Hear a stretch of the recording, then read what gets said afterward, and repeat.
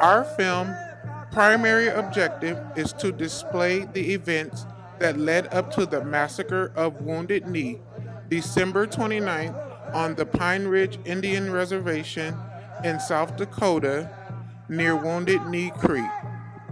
The genocide began when the U.S. government began to forcefully relocate the Native American tribes onto reservations.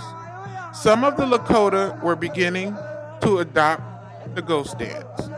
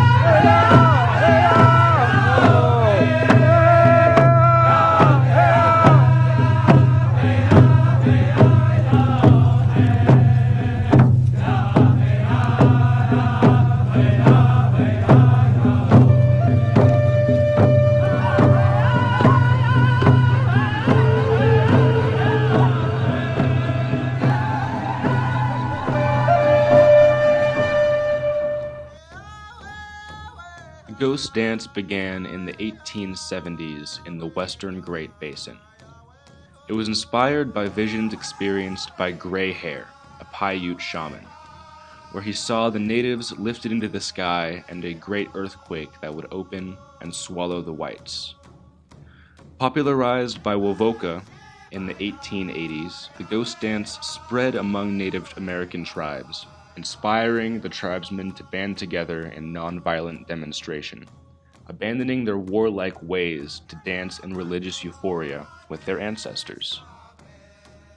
Conditions for tribes following the Civil War were dire, with disease and starvation wreaking havoc on the population. In addition to this, the United States government cracked down on Native American self-determination and culture. With the dance spreading, the prophecies of white destruction had to be kept secret. However, that did not stop the white government from becoming suspicious, and it was not the only inspiration for white distrust.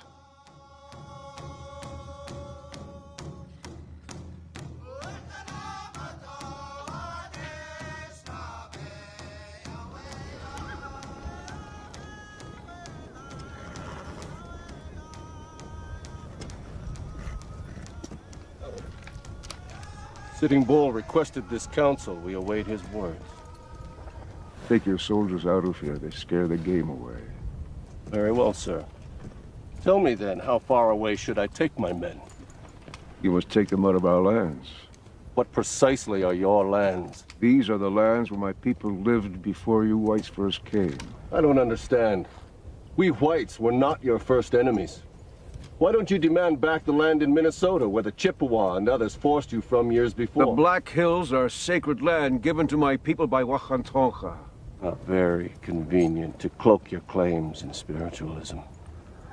And what would you say to the Mormons and others who believe that their God has given to them Indian lands in the West?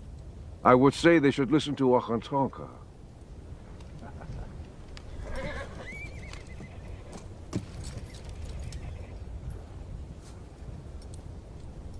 No matter what your legends say, you didn't sprout from the plains like the spring grasses, and you didn't coalesce out of the ether.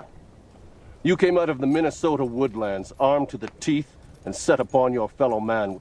You massacred the Kiowa, the Omaha, the Ponca, the Oto, and the Pawnee without mercy.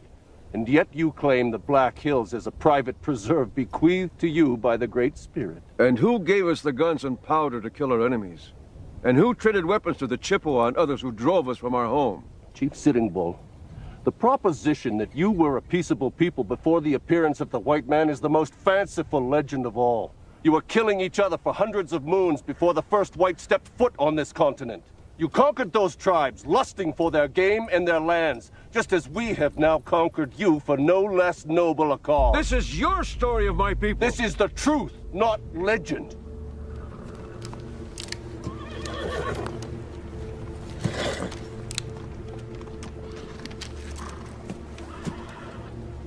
Crazy Horse has surrendered with his entire band. And by his surrender, he says to you and your people that you are defeated. And by ceding the Black Hills to us, so say Red Cloud and the other chiefs, who demand that you end this war and take your place on the reservation. Red Cloud is no longer a chief. He is a woman you have mounted and had your way with. Do not speak to me of Red Cloud! I suppose you are the only chief then. Sitting Bull is king of all the Indians. Humility is one of the 4 virtues of a Sioux chief. Sitting Bull shows his true nature now.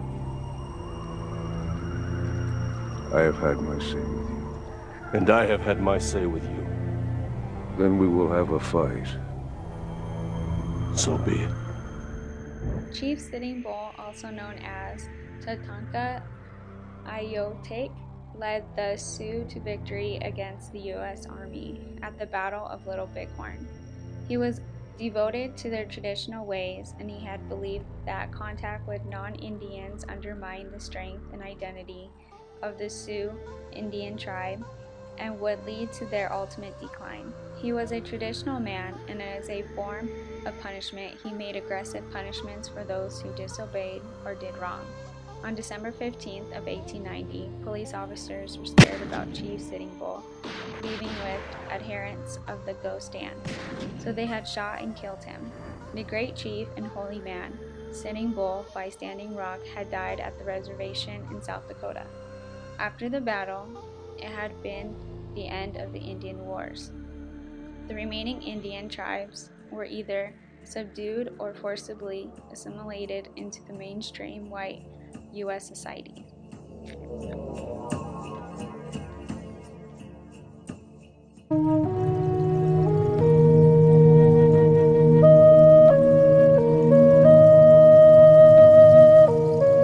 Chief Bigfoot, chief of the Minnetonka Lakota Sioux.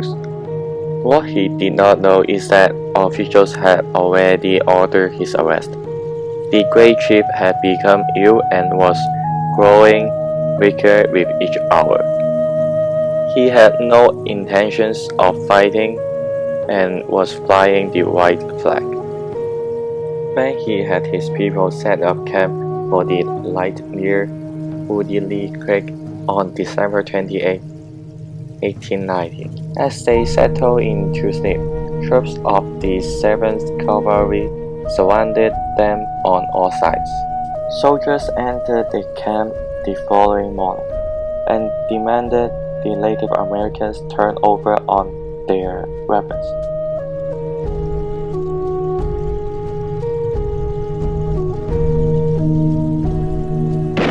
Their tragedy was that he did not understand what was going on and was not willing to give up his weapon. A soldier tried to disarm him, and the firearm discharged. Chaos immediately set in, as Native Americans went for cover and soldiers began shooting back to try to control the disorder. Bigfoot was among the first killed, and his corpse lay in the snow for 3 days before being tossed into a mass grave. The massacre became a bloodbath.